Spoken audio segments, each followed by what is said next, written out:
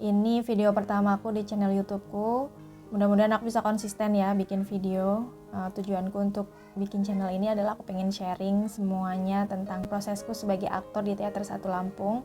Kebetulan aku sejak tahun 2014 aku gabung di Teater 1 dan aku sudah mengikuti beberapa pementasan, garapan, dan banyak hal yang aku dapat di Teater 1 Lampung, dan aku merasa kayaknya aku butuh share ke teman-teman aktor di Indonesia yang mudah-mudahan dengan aku share ini kita bisa berbagi energi positif. Kalian juga boleh dong request di komentar.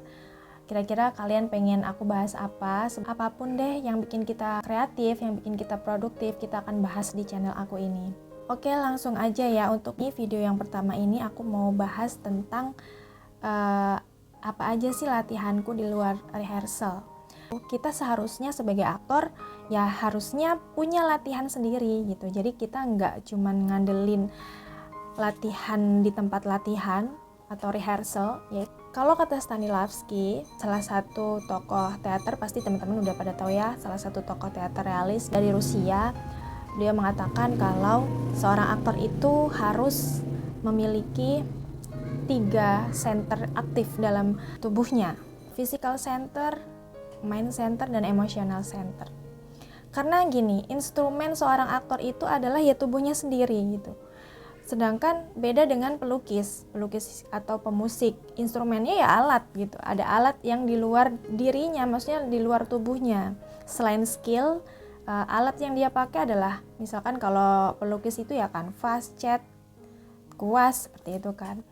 Nah, kalau aktor, dia melukis dengan dirinya sendiri, dengan tubuhnya, dengan jiwanya, dengan perasaannya, dengan emosinya. Jadi mau nggak mau seorang aktor itu memang harus melatih dirinya sendiri, melayakkan tubuhnya untuk bisa melukiskan sebuah peristiwa di atas panggung. Nah, jadi apakah ada latihan-latihan pribadi yang aku lakukan? Tentu saja ada, teman-teman. Aku sudah menulisnya di sini. Oke, yang pertama latihan fisik ya, physical center. Tentu saja setiap hari dalam 1 minggu, itu nggak tiap hari juga, dalam 1 minggu itu minimal 2 kali, maksimal itu bisa setiap hari, itu aku olahraga. Kenapa? Jadi dulu tuh aku ya, pertama kali ikut teater, itu badanku nggak ada power, no power sama sekali. Aku selalu dibilang, powernya Emma. Aku kurus, kecil badan aku, terus suaraku juga cempreng, nggak punya kelenturan sama sekali, gampang capek, dan gampang ngeluh gitu kan. Tapi aku terus berpikir ini nggak bisa kayak gini.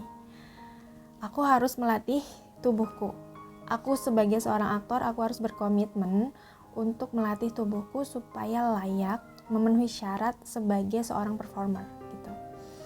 Oke, jadi olahraga ini sangat penting karena tubuh seorang aktor itu harus terbiasa untuk bergerak di luar gerakan-gerakan yang biasa.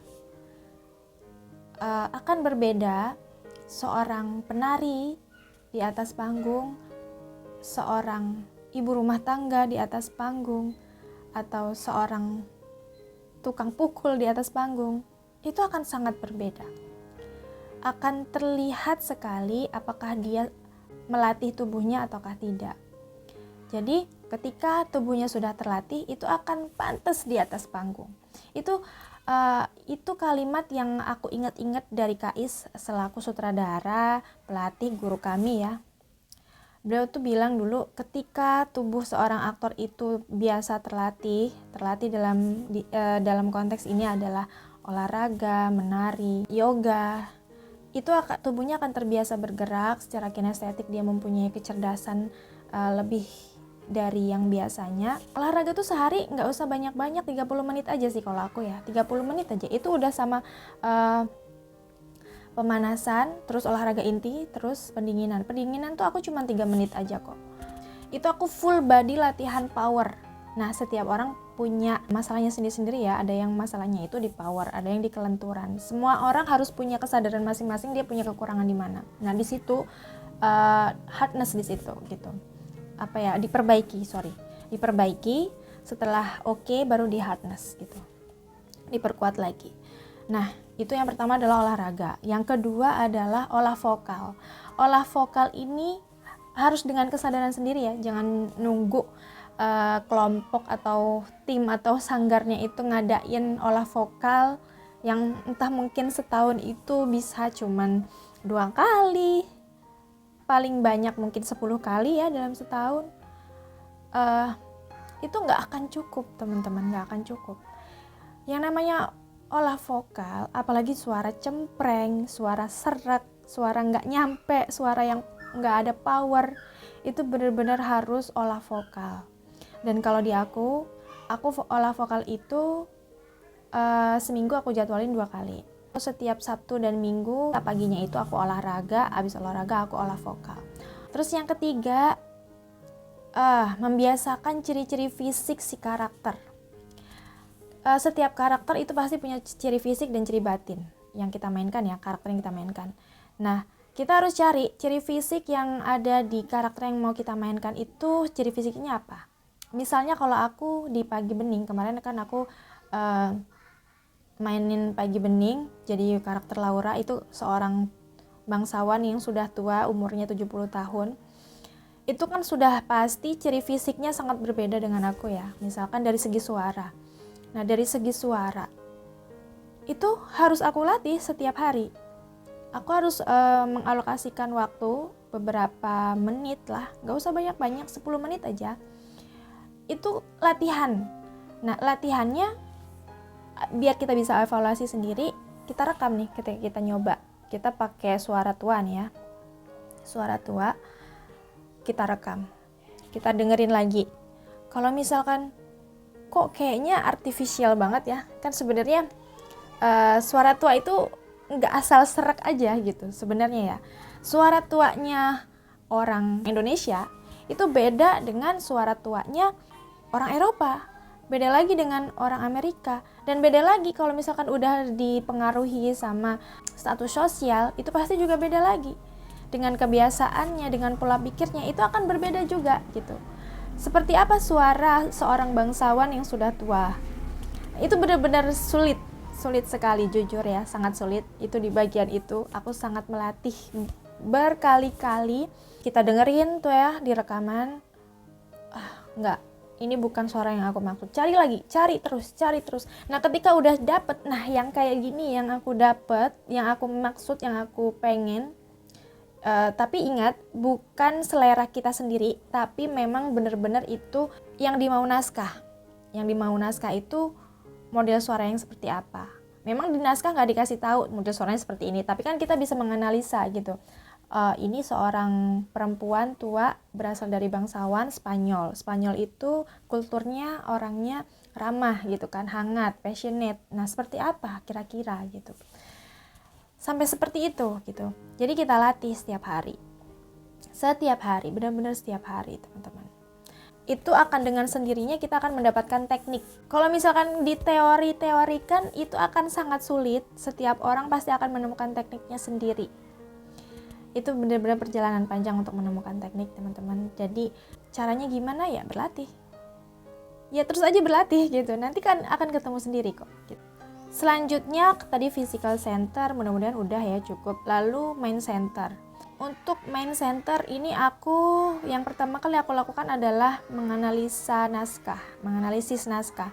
Pertama-tama dalam analisis naskah itu aku cari dulu penulisnya ini siapa, latar belakangnya bagaimana, latar pemikirannya seperti apa, kalau ada filsafat yang dia yakini apa, kecenderungan dia dalam karya-karyanya itu dia pengen ngomong apa, seperti itu. Dia hidup di era apa, itu sangat mempengaruhi makna yang ada di dalam teks. Itu yang pertama adalah penulis. Penulis itu sangat penting untuk kita gali. Karena dari situ kita akan ngerti ini teks maksudnya kemana. Selanjutnya aku setelah tahu nih penulisnya, aku bikin sinopsis. Nah, setelah udah bikin sinopsis, terus aku udah ngerti penulisnya ini siapa, kenapa, ngapain, apa latar belakangnya, bagaimana kehidupannya, aku udah tahu, baru deh aku cari struktur formalnya. Dari temanya, topiknya, terus premis, karakterisasinya, karakterisasi terutama peran yang aku mainkan ya, karakter yang aku mainkan, si Laura ini seperti apa sih gitu. Karakter ini ada karakter fisik dan karakter batin tadi itu ya. Terus kalau udah nih, kita kan diskusi ya sama lawan main kita. Kita jangan sendirian, kita harus diskusi juga karena kan premis itu harus sama-sama ngerti. Jangan premis kita itu beda dengan premis lawan main kita. Kan aneh, ya kan? Jadi di analisis naskah ini benar-benar ngobrol. Kita benar-benar ngobrol sama semua lawan main kita. Selanjutnya kita udah ketemu nih, baru kita tetapkan sasaran setiap adegan. Apa sih sasaran setiap adegan? Adegan 1, ini sebenarnya sasaran utamanya apa? Mau ngomongin apa? Nah, kalau udah dapet semua sasaran adegan, misalnya ada 7 adegan, 7 sasaran kita udah dapet, baru kita cari subtext. Subtext itu adalah maksud kalimat.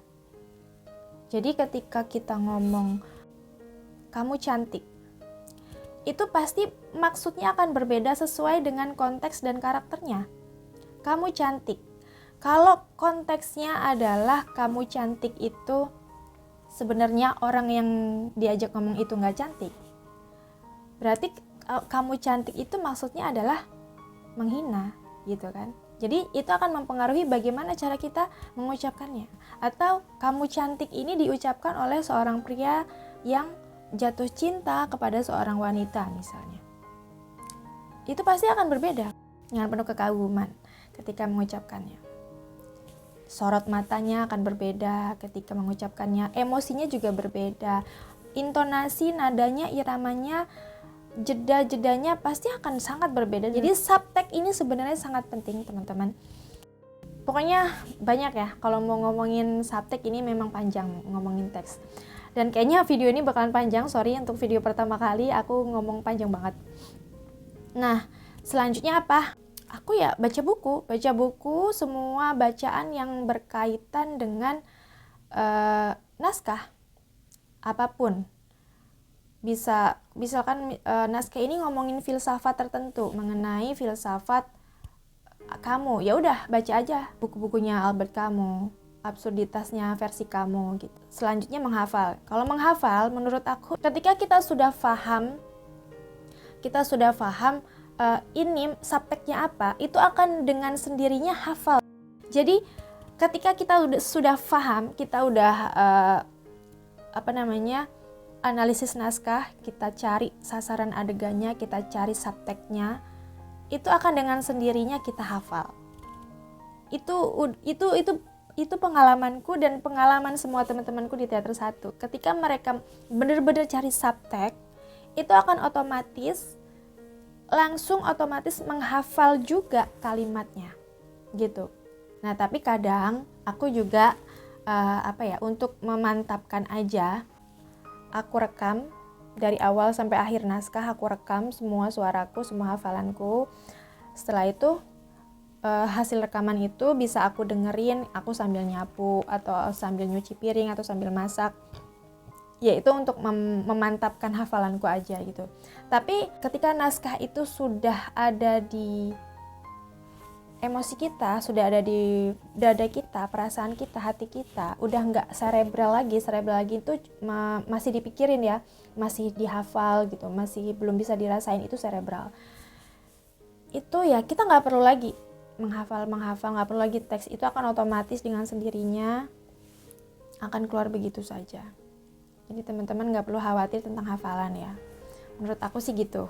Dulu sih awal-awal aku di Teater 1 ya aku masih ngafal nih. Kayak misalkan ini teks, abis itu seperti ini, gini. Aku baca dulu, terus aku tutupin, terus aku gini ngapalin. Kayak 1 kali 1 sama dengan 1, 2 kali 2 sama dengan 4. Nah kayak gitu model.